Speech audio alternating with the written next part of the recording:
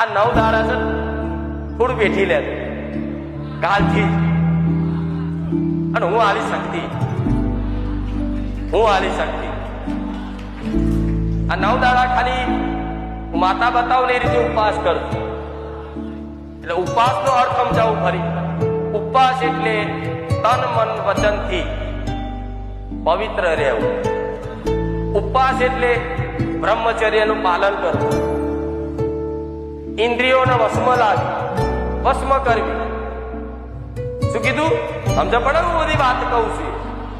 હા, આ 9 દાડા કદાચ આમ તો તમે કદાચ નહીં રાખી શકો, પણ 9 દાડા ઇન્દ્રિયો વશમાં રાખવી, મન ચંચલ હોય, જો તો ભાગતું હોય, ખરાબ ખોટું વિચાર કરતું હોય, એને કદાચ ભગવાન માતાજી લગાવવું પડે, પરાણે લગાવવું પડે. લાગશે નહીં, મનને છૂટું લાગી જશે ના, નહીં લાગે, પરાણે મોકળું છે ને.